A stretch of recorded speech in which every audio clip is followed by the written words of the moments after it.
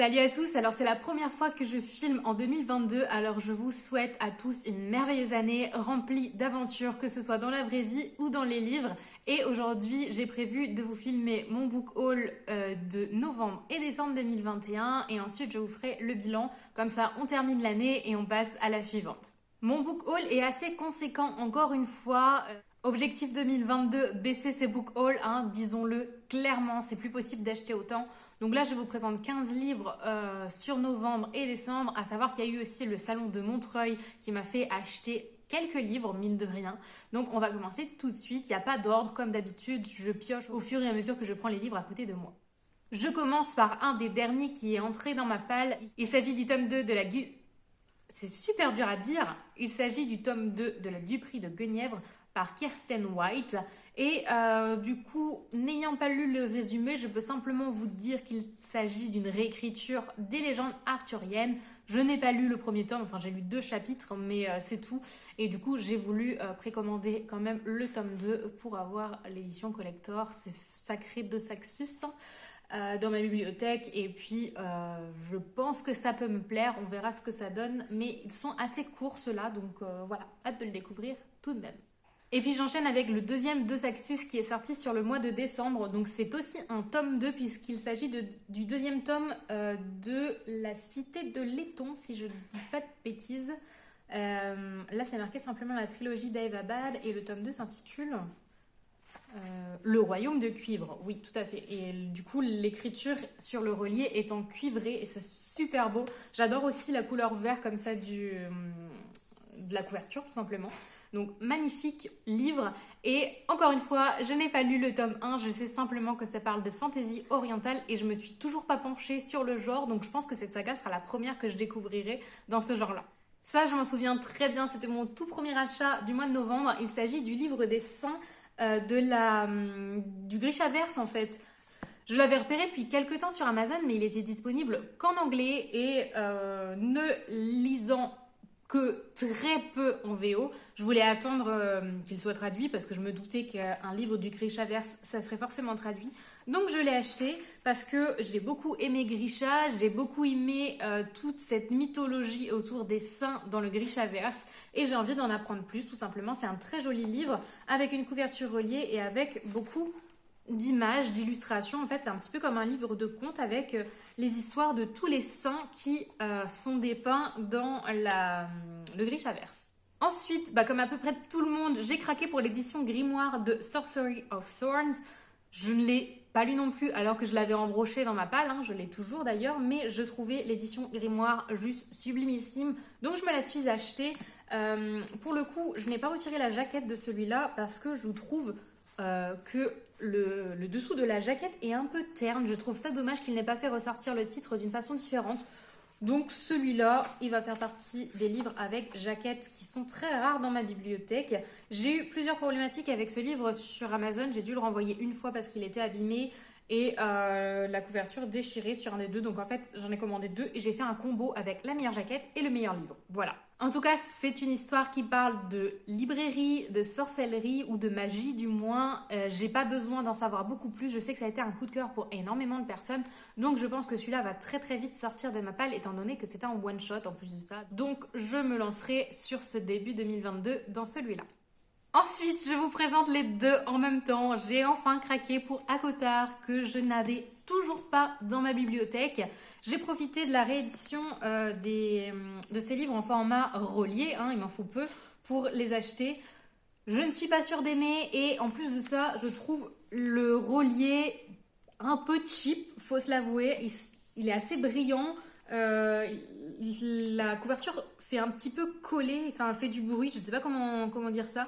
Je suis pas ultra fan, je suis simplement contente parce que je préfère le confort de lecture d'un livre relié où on n'a pas peur de corner le dos, mais ça vaut pas de Saxus, je suis désolée. En tout cas, je les ai et je vais me lancer dans cette saga.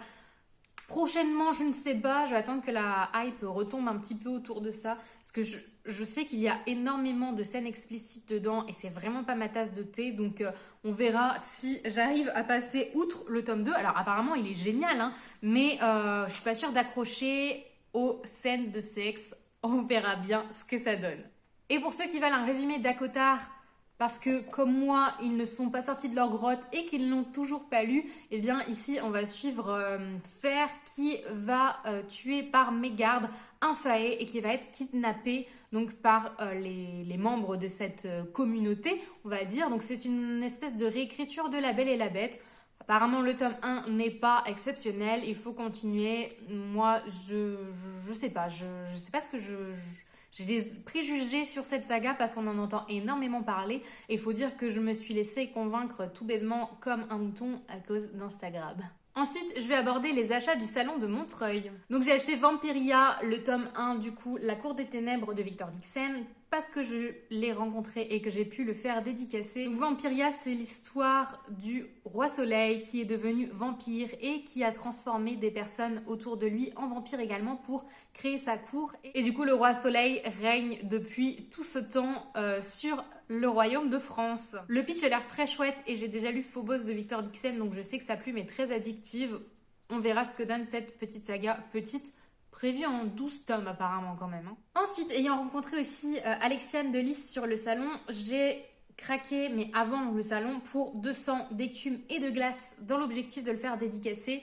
J'adorais la couverture et il s'agit d'une histoire de sirène. J'aime beaucoup ces créatures fantastiques et en plus de ça, ça se déroule dans le Finistère. Je suis originaire de là-bas, donc il en fallait très peu de plus pour me convaincre de l'acheter.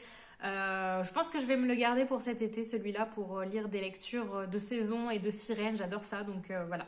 Ensuite, j'avais également acheté avant le salon La Passeuse de mots parce que je savais que ce couple d'auteurs, donc Alric et Jennifer Twice, venaient au salon de Montreuil pour faire des dédicaces et j'ai commencé le livre, j'en suis à la moitié. En fait, je l'ai arrêté en rentrant du salon parce qu'on était en plein mois de décembre et je voulais me consacrer à des lectures de Noël, des romances de Noël, etc. Je le reprends très prochainement, je pense que ça va être le prochain livre que je vais lire tout simplement. Et pour vous faire un pitch sur La Passeuse de mots, il s'agit d'une histoire assez poétique autour du pouvoir des mots et on se situe dans un royaume où on voit évoluer une jeune fille qui prend conscience d'un pouvoir soudain qu'elle acquiert. Arrivée à la moitié, on ne sait toujours pas quelle est sa mission ou sa destinée. C'est légèrement frustrant, donc j'espère que la fin va nous donner plus de réponses. Mais les péripéties et les aventures dans lesquelles elle évolue sont assez prenantes et assez faciles à lire, tout en mettant en avant la beauté des mots. Donc j'aime assez cette lecture. Là, c'était un achat en direct du salon car j'ai rencontré donc Hermine Lefebvre, l'autrice de Sous le sceau de l'hiver. Et elle m'a fait une petite dédicace à l'intérieur. Donc ce livre, je l'avais repéré sur Instagram depuis un petit moment aussi.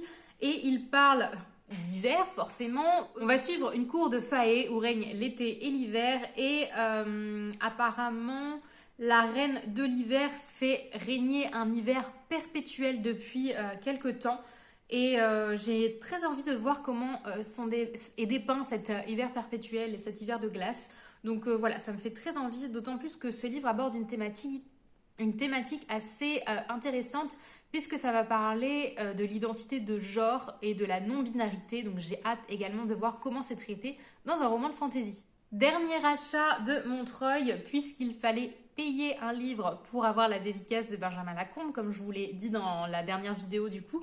J'ai craqué pour l'étonnante famille Appenzell qui n'est pas sans rappeler des dessins de Tim Burton. Donc voilà, c'est un réalisateur que j'affectionne beaucoup et les dessins de Benjamin Lacombe me font énormément penser à lui. Donc j'ai craqué pour ce joli album qui se lit très rapidement et dont les dessins sont vraiment très beaux. Enfin, faut aimer, hein. Je comprends que certaines personnes n'apprécie pas, mais moi c'est vraiment le genre d'art et d'univers qui me touche beaucoup. Donc ce petit album a rejoint ma collection. Ensuite, en romance de Noël, vous verrez que je n'ai absolument pas craqué sur le mois de décembre, mis à part pour celui-là. En fait, j'ai pu emprunter des romances de Noël à l'espace culturel du Leclerc où je travaille. Donc j'ai pas eu forcément l'envie de les acheter parce que c'est pas des livres que j'aime garder dans ma bibliothèque. J'ai simplement craqué pour celui-là chez France Loisirs. Donc il s'agit de Les étoiles brillent plus fort en hiver de Sophie Jomain. Je sais pas si ça se passe exactement à Noël. Si, ça a l'air quand même d'après le résumé. Mais il me faisait envie depuis quelque temps. Sophie Jomain est une autrice française qui a écrit entre autres Les étoiles de Nocède que j'avais aimé il y a quelques années de ça. J'avais envie de la découvrir dans une thématique autre que de la romance fantastique, de la romance paranormale. Donc voilà, j'ai acheté ce livre. Donc, ça parle d'une histoire de Galerie Hartmann qui envisage cette année de refaire intégralement la décoration de Noël. Et du coup, le personnage principal qui se prénomme Agathe est vraiment ravie, sauf que la direction du magasin a été confiée à un nouveau personnage, donc qui est Alexandre. Et elle n'a pas envie qu'on touche à son travail parce qu'elle est vraiment fan de Noël et elle veut refaire intégralement la déco. Donc voilà, je pense que ça va être un peu un enemies to lover entre les deux parce qu'ils vont se détester au début et qu'ensuite ils vont tomber follement amoureux. Voilà l'idée que je m'en fais. Tout ça dans l'ambiance des fêtes de Noël. Donc maintenant qu'on est arrivé au mois de janvier, est-ce que je le lirai tout de suite? Je ne pense pas. Il patientera un an et je l'attaquerai l'année prochaine, je pense. J'ai pas eu le temps de le lire au mois de décembre, donc celui-là, il attendra un petit peu. Ensuite, vous l'avez vu dans ma vidéo sur la box Books and Arrows, j'ai reçu le Lys de Feu, donc le tome 1, La Prophétesse, si je dis pas de bêtises, et je n'en sais toujours pas beaucoup plus sur ce livre, mis à part que c'est un roman d'époque qui se situe dans les années 1900. Franchement, j'ai pas été vérifiée, honte à moi. Oui, 1914. Et du coup, c'est une histoire également un petit peu fantastique parce que je vous rappelle les 3 petites phrases qui sont derrière, c'est noté, elle peut voir l'avenir et lui peut toucher le passé. Donc je pense que ça va parler de dons, mais il y a un résumé là en fait. En fait, le résumé était à l'intérieur, donc si je fais un résumé du résumé, on va suivre Lily qui subit des prémonitions depuis toujours en fait, qui sont assez funestes et qu'elle tente à chaque fois d'empêcher de se réaliser. Jusqu'au jour où elle va devoir s'associer à un homme qu'elle n'apprécie pas trop pour empêcher le destin tragique de faire son œuvre et empêcher ses prémonitions de se réaliser. Voilà, ça peut être super chouette. Je crois que j'ai encore jamais lu de livre qui se déroule dans cette époque-là, donc j'ai vraiment hâte de le commencer. En plus, c'est un relié, il est vraiment très beau et les éditions Rivka font des choses assez géniales. Donc, je vous le recommande vivement si vous aimez ce genre d'histoire. Et j'ai gardé, si on veut, le meilleur pour la fin parce que là, je vais aborder 2 livres auto-édités que j'ai commandés via des campagnes Ulule. Donc, le premier s'intitule La Thaumaturge et il est écrit par Katia Salomé. C'est un tome 1, je crois qu'il y a 3 tomes de prévus. Le livre est sublime. On n'avait pas tout à fait ce design sur l'image de la campagne Ulule, mais je pense qu'elle a reçu tellement de dons qu'elle a, qu'elle a valorisé en fait l'objet livre en lui-même. Ah ouais, il y a des choses très très belles à l'intérieur. Donc déjà, j'ai une petite dédicace et ça, j'adore. Ensuite, j'ai quoi? Je crois que j'ai vu une carte en couleur. Et ça, c'est relativement rare pour que ce soit souligné. Donc on a une carte en couleur. Vous verrez rien du tout, mais c'est pas grave, je vous la montre quand même. Ça, c'est génial. Elle est vraiment très, très belle. Le travail graphique à l'intérieur du roman est assez sympa aussi. Et qu'est-ce que j'ai vu d'autre? J'ai vu des dessins ou de ce genre de choses. Ouais, on a des petits croquis, etc. Enfin, il y a plein de choses à découvrir dans ce bouquin, dont j'ai quelque peu, j'avouerai, oublié le résumé. Je vais vous lire ce qu'on a derrière, peut-être que ça vous donnera envie. Donc, une mécanicienne au passé obscur, une magie indomptable, des jeux de pouvoir. Jusqu'où irez-vous pour reprendre le contrôle de votre vie? Ça a l'air intéressant.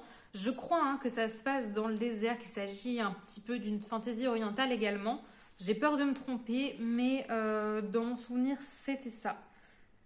Voilà, et elle m'a marqué en dédicace. Merci de ton soutien lors de la campagne Ulule. J'espère que tu auras plaisir à découvrir mon univers. Attention cependant, le voyage risque d'être mouvementé.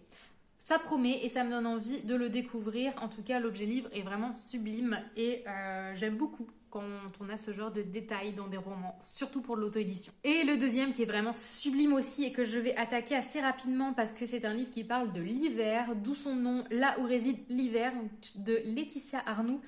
Il est vraiment très très beau. On a une couverture un petit peu peau de pêche. Et qu'est-ce que j'avais en plus dedans? Il y a un joli petit signet, un marque-page avec... J'ai eu une enveloppe, enfin bref, il y a eu plein de petits goodies à chaque fois quand on commande sur les campagnes Ulule, c'est ça qui est génial. Et c'est pareil, le travail en fait de dessin, d'impression, etc. de ce livre, oups, encore une fois, il est vraiment dingue. Donc c'est une réécriture du conte de Jack Frost que je ne connais pas particulièrement, donc j'ai hâte de le découvrir. Donc en fait, on va suivre ici une jeune orpheline qui va rencontrer Jack Frost, qui est une espèce de légende en fait, voilà, que personne ne connaît et qui est garant des glaciers, on nous dit. Et ils vont devoir ensemble essayer de faire perdurer l'équilibre des saisons. Ça me plaît beaucoup ce pitch et je vais le lire assez rapidement pour vous en reparler si j'ai vraiment apprécié. Mais voilà, ce livre est magnifique. Alors je suis désolée pour les 2 derniers en auto-édition que je vous ai présentés. Je pense que c'est très compliqué de les retrouver parce que les campagnes Ulule sont terminées et je suis pas certaine que vous les retrouviez après cela. Mais je trouve que c'est important quand même de parler de l'auto-édition parce que si vous les retrouvez pas sous ce format, je pense que vous avez quand même moyen de les retrouver peut-être en e-book, enfin, ou d'aller contacter l'auteur pour savoir où retrouver ce roman. Et bah voilà, ça conclut mon book haul de novembre et décembre 2021. Et du coup, je vous retrouve pour la vidéo suivante pour le bilan de ces 2 mois également et aussi un petit bilan sur l'année. Je vous laisse et je vous dis à très bientôt dans une nouvelle vidéo. Bye!